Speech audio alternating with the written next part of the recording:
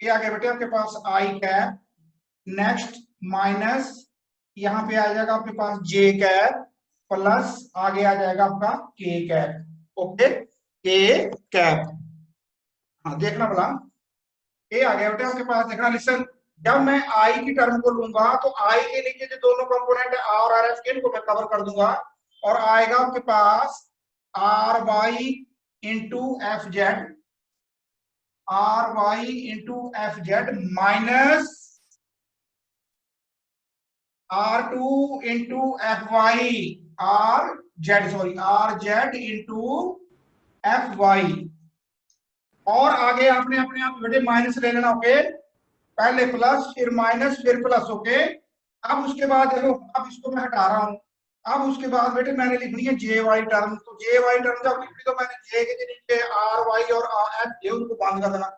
Okay, इनको cross करके आगे आएगा R X into F, R X into F Z minus, बोलो शाबाश, R Z into F X X plus, अब मैं लिखूंगा के की टर्म। तो के की टर्म जब लिखूंगा तो मैं क्या कवर कर दूंगा, बोलो शाबाश, आर जेड और आर, इसको मैं थोड़ा कवर कर दूंगा। और अब मेरे पास आएगा F X into sorry R X into F Y, R X into F Y and minus R Y into F X, minus R Y into F X. Okay, तो देखो बेटा लिसन, तो जो आई वाली टर्म है उसमें यहाँ पे ओनली वाई और जेड की टर्म है ना, जो जे वाली टर्म है उसमें ओनली एक्स और जेड वाली टर्म है, और जो के वाली है उसमें ओनली कौन है, एक्स और वाई वाली। ओके, तो देयरफॉर ये बन गया मेरे पास क्या, कौन सा टर्म बन गया सॉस, यस यस बेटा जी, टॉर्क अलोंग एक्स एक्सिस। हाँ हाँ। तो अगर ये जो मेरे पास आ गया लिसन, ये जो मेरे पास लाइक दिस इक्वेशन नंबर 4, अगर मैं इक्वेशन नंबर 4 और इक्वेशन नंबर 1 को कंपेयर करूं तो ए क्या आ गया, what is this, so therefore it is equal to tau X. A नहीं आ गया बेटा, यस सर। इक्वेशन नंबर 1 में अगर मैं वैल्यू कंपेयर करूं दोनों को तो ये आ गया मेरे पास टॉ एक्स आई कैप माइनस आगे क्या आ गया टॉ वाई जे कैप प्लस सास आगे प्लस टॉक जेड के cap. Very good. Okay, yes sir. हाँ, और सिंपली अगर आपने टॉ एक्स लिखा हो तो टॉ एक्स कितना आ गया बेटा, बोलो सॉस, टॉ एक्स आ गया आपके पास this much. Okay, that is equal to R Y F Z minus R Z F Y and what is tau Y, लिख लेंगे ना इसको आप, this is tau y and this one is what tau z. Okay, yes friends, yes sir. Yes sir. write down better next,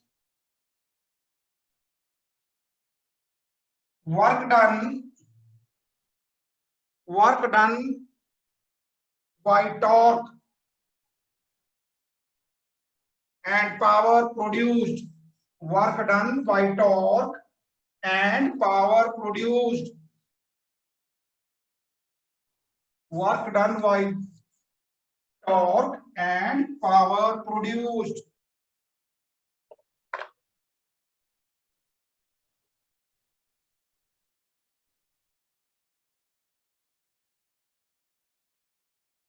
हाँ देखो बेटा, yes, let here is a position vector, let this point is O and this point is P. Okay, okay बेटा जी, and let yes sir. इसके ऊपर some force लगी है किसी angle के ऊपर, this is force F, this is force F and due to this force, ये जो फोर्स है इसके ऊपर लगी, ये जो पॉइंट P है ये रोटेट होके कहां पहुंच जाता है, मान लो पॉइंट Q के ऊपर पहुंच जाता है। ओके, कहां पहुंच जाता है बोलो शाबाश, पॉइंट क्यू के ऊपर। और ये कितना एंगल कवर करता है, मान लो बोलो शाबाश बेटे, डेल्टा थीटा। कितना angle, delta theta, delta theta. Very very small, okay. Delta theta angle जो है कवर करता है, okay, due to this force F.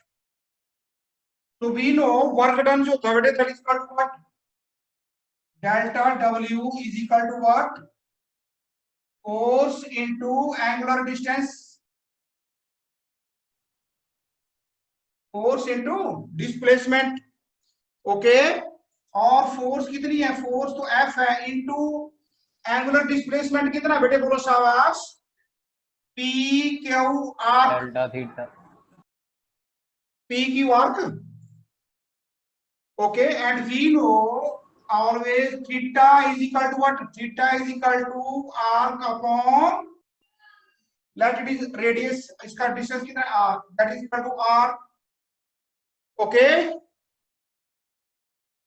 Radius कितना हो जाएगा सर्कल का, r, so therefore what is the value of pq, r की value कितनी आएगी, pq r की वैल्यू is equal to, बोलो बेटा शाबाश, r delta theta।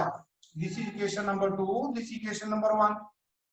Putting the value of PQ in equation number 1, so delta W is equal to what?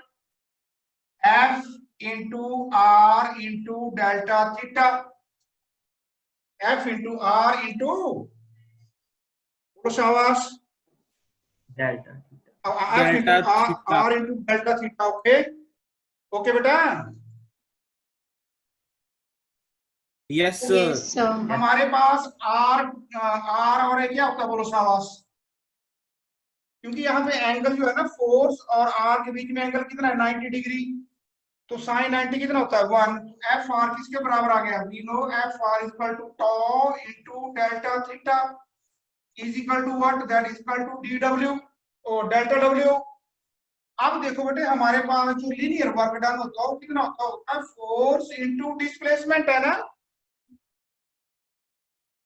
Yes. तो यहाँ पे भी अगर हम इससे कंपेयर करें तो डेल्टा डब्ल्यू की जगह क्या आ गया डब्ल्यू, और ये लीनियर फोर्स है, ये कौन सी फोर्स है, टर्निंग इफेक्ट एंगुलर फोर्स। ये कौन सा डिस्टेंस है, ये लीनियर डिस्टेंस, और कौन सा है एंगुलर डिस्प्लेसमेंट। इसलिए बेटे हाँ, इसलिए ना ये जो यहाँ पे W होता है, W को W नहीं लिखते, मैं पहले इसलिए लिखोगे, इसलिए हम इसको लिखते हैं डेल्टा W ऐसे ना, ओमेगा मतलब angular work done is equal to what, tau into delta theta, this sorry delta theta, this equation number 3।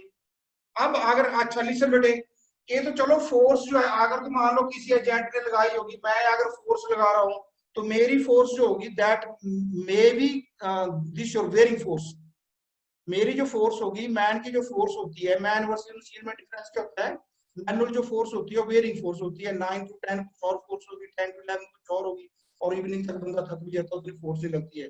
लेकिन जो मशीन होती है, machine can provide us what, constant force, okay. तो बेटे आपने लिखना if the force is not constant then delta W जो होगा हमारे पास, जो होगा डेल्टा डब्ल्यू जो होगा बेटे वो कितना होगा बोलो solve, that is equal to integration from theta 1 to theta 2 of tau into delta theta, okay. ये जो टॉर्क होगा, अगर फोर्स मेरी कांस्टेंट नहीं होगी, फोर्स कांस्टेंट नहीं होगी तो टॉर्क भी कांस्टेंट नहीं होगा, और टॉर्क जब कांस्टेंट नहीं होगा तो उसको बोलते हैं varying torque, okay. So therefore delta omega या delta W is equal to integration from theta 1 to theta 2 और delta theta.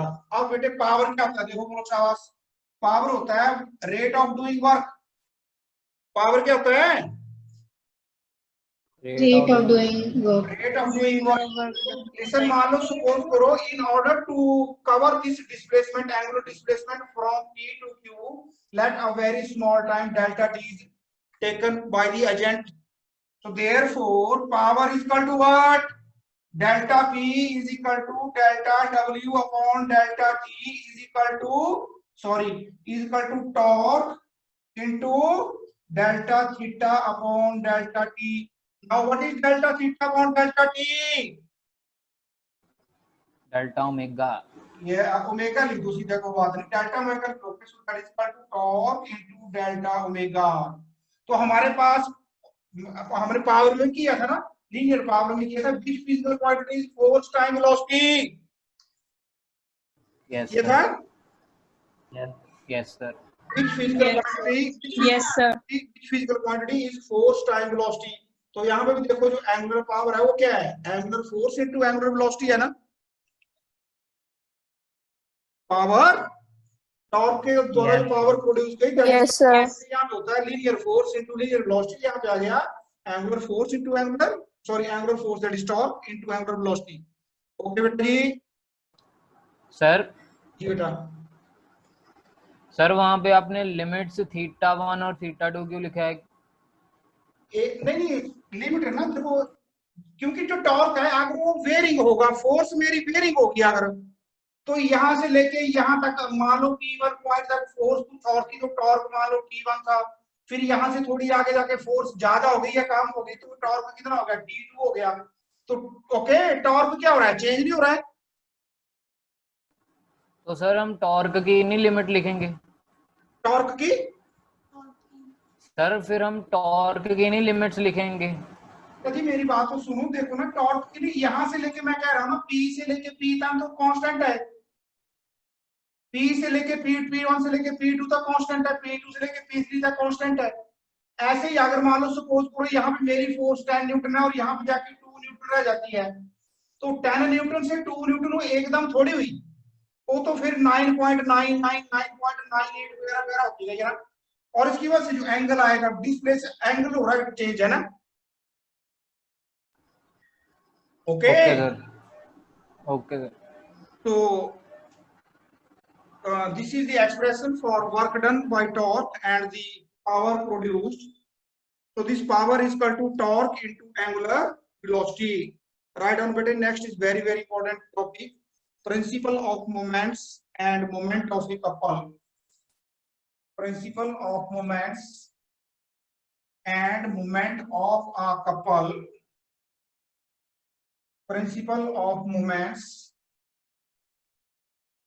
and moment of a couple. Principle of moments and moment of a couple. देखना बेटे बड़े ध्यान से, ये एक rod है हमारे पास ना, ये एक्टिविटी नहीं, आपको एक एक्टिविटी, ओके। ये मेरे पास एक रॉड है, बड़े ध्यान से देखना इसको। इसका जो सेंटर ऑफ मास है वो यहाँ जैसे है, जहां भी हो इसका सेंटर ऑफ मास, और जैसा कि मैंने देखा है, ठीक है, बच्चे भी ना जब क्लास हमारी लगती थी रेगुलर क्लास, तो बच्चे क्या करते हैं, ऐसे ऐसे मतलब ना उसको अपना ज्योमेट्री बॉक्स से स्केल निकाल के, कई बच्चे इसको यहाँ पे बैलेंस कर लेते हैं, ओके। तो यहाँ पे ना मैंने एक तीखी चीज रखी, तीखी चीज, किसको बोलते हैं बेटे, वेज, WEDG, वेज। वेज का मतलब होता है तीखी चीज, ओके। और इस वेज के ऊपर जो है, बोलो शाबाश, क्या हो गया, बोलो शाबाश, ये जो रॉड है, ठीक है, इस रॉड के ऊपर स्केल बना हुआ है, यहाँ पे 0 है, इधर को 1 2 3 4 5 6 7 8 15 तक है, और यहाँ पे 1 2 3 4 5 15 तक का, 15 तक करना, 50 तक, 20, जितना मर्जी हो, ओके। अब मैंने क्या किया बेटे, देखना लिसन, यहाँ पे मैंने एक थ्रेड डाला, और थ्रेड के साथ मैंने एक मास को क्या कर दिया, सस्पेंड कर दिया, okay. This is mass M2 या M1 जो भी है, ठीक है, और इसका वेट हो गया कितना, M2G।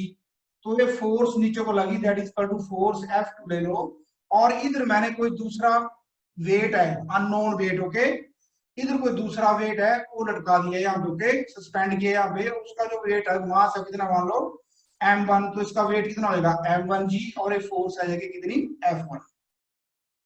लिसन बड़े ध्यान से बेटा, यस, सुनना बड़े ध्यान से। अब ना होगा क्या, अगर सपोज करो M1 मास में हटा दूं एकदम यहाँ से, अच्छा, तो होगा क्या, बोलो शाबाश, ये जो रॉड होगी ऐसे घूमेगी, है ना बेटा जी, यस और सर, ऐसे घूमेगी, इसको बोलते हैं हम Yes, sir. Clockwise momentum, clockwise. और अगर M2 को हटा दूं तो ये वाली फोर्स इसको ऐसे एंटी क्लॉकवाइज घुमाएगी ना, anti clockwise, okay. Yes sir, Yes, sir. अब बेटे लिसन, मान लो सपोज करो जो इसका सेंटर ऑफ मास है, यहाँ से इसका डिस्टेंस कितना है, R2, वेक्टर ले लो, और ये जो बड़ा पॉइंट है जहां पे लटकाया मैंने इसको सस्पेंड किया है, इसका ले लो r1 वेक्टर। तो देखना है तो लिसन मेरी बात सुनो, r2 बेटे ऐसे हुआ और f2 ऐसे है ना, और दोनों के बीच में एंगल कितना हो गया 90. 90। हाँ, इसको बोलते हैं बेटे मोमेंट ऑफ फोर्स होता है टॉर्क, तो ये बन गया टॉर्क 2। ओके, ये जो टॉर्क 2 है इसको क्लॉकवाइज घुमाना चाहेगा, और ये जो क्या है बोलो शाबाश, this is r1, this is force f1, angle यहाँ 90 है, ये बन जाएगा टॉर्क 1। ये इसको कैसे घुमाना चाहेगा बोलो, एंटी क्लॉकवाइज। Anti-clockwise. घूमने को बोलते हैं रोटेशन, है ना, घूमने को क्या बोलते हैं रोटेशन। Rotation. लिसन, अब अगर टॉर्क टॉ1 और टॉ2 दोनों सेम हो जाए, इक्वल हो जाए, तो ये बॉडी लेफ्ट को घूमेगी क्लॉकवाइज या एंटी क्लॉकवाइज बोलो सब, बैलेंस हो जाएगी सर। बैलेंस हो जाएगी है ना, उसको बोलते हैं बेटे रोटेशनल इक्विलिब्रियम। क्या बोलते हैं उसको Rotational equilibrium. हाँ, रोटेशनल इक्विलिब्रियम। तो जो प्रिंसिपल ऑफ मोमेंट्स समझ के आगे देखना मैंने, principal of moments write down, principal of moments, yes beta, write down principle of moments. It states that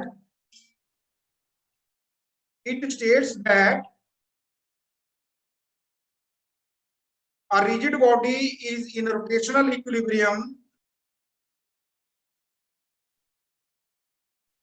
A rigid body is in rotational equilibrium, comma, if the sum of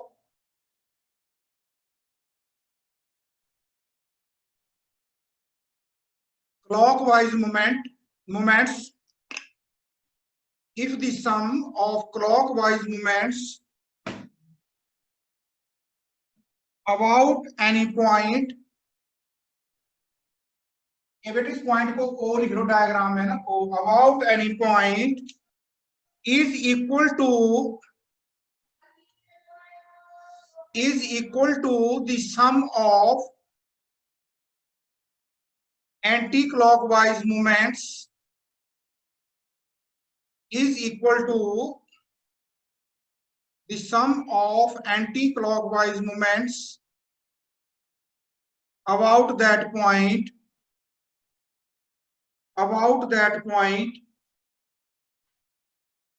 or the algebraic sum,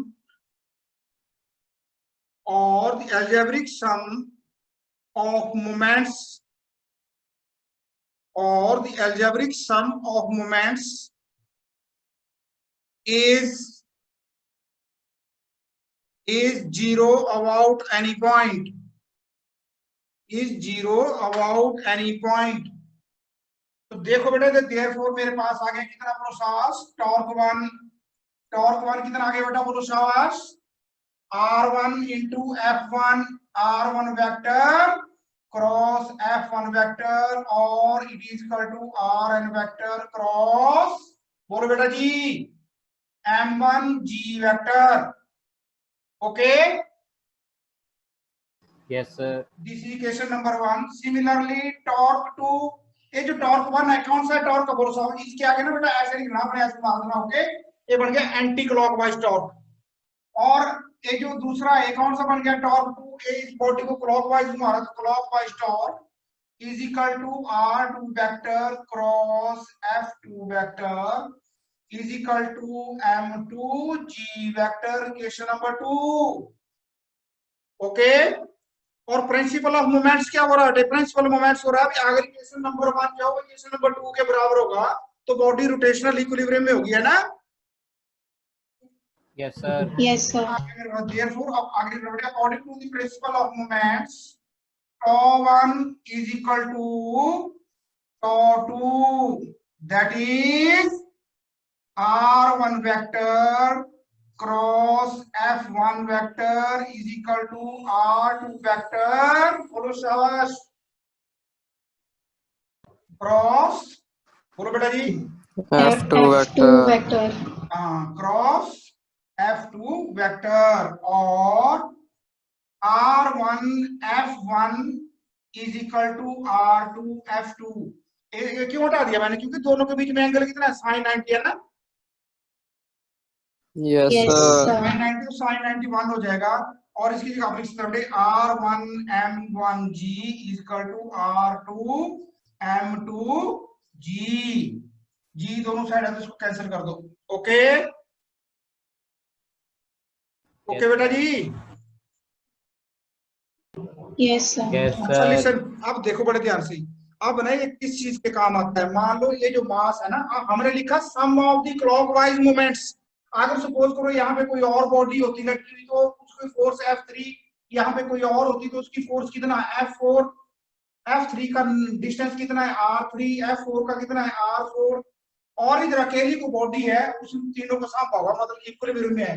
तो यहाँ पे क्या आता है बेटे, बोलो शाबाश। τ1 is equal to τ2 plus τ3 plus τ4। 4. देख रहे यहाँ पे इक्वेशन क्या जानी थी, R2 M2 प्लस बोलो R3 M3 plus R4 R3 M4। M3 R4 समझिए ना M2. आप। अब सपोज Yes, करो sir. Activity, Yes, sir. Yes, sir. Activity करनी है हमने। यस एक्टिविटी, मान लो मैंने बेटे आपको कोई ऐसी बॉडी दे दी, जैसे मान लो लॉक है ना, मैंने पूछा भी लॉक का मास बताओ कितना है, और आपके पास ऑलरेडी जो है नॉन मासेस पड़े हुए हैं 50 ग्राम या जितने भी मासेस उसमें डेट बॉक्स होते हैं। ओके, आपने क्या किया, एक साइड को आपने लॉक को सस्पेंड कर दिया और दूसरी साइड आपने क्या किया, पहले तो इसका आपने सेंटर ऑफ मास पॉइंट किया, उसको रखा वहां पे, और फिर क्योंकि ये जो स्केल है इसके ऊपर लगा होता है, ओके, तो आपने थ्रेड से इसके ऊपर 2-3 बट्टे लटका दिए। ओके, वेट 50 ग्राम 40 ग्राम 10 ग्राम 20 ग्राम। ओके, अब जो राइट साइड में जो है वो सारे के सारे क्या नॉन वेट्स हैं, और ये इक्विलिब्रियम में आ गया, मतलब लॉक के कारण एंटी क्लॉकवाइज क्या मूवमेंट, और इसके कारण राइट क्लॉकवाइज मूवमेंट बराबर आ गया। तो अब लॉक का मास निकालेंगे हम, है ना। Yes, sir. Yes, sir. Yes sir. क्योंकि हमारे पास देखो M1 नहीं होगा, बाकी तो R1 R2 M2 R3 M3 R4 M4 सारे दिए है ना। Yes sir. Okay Yes, sir.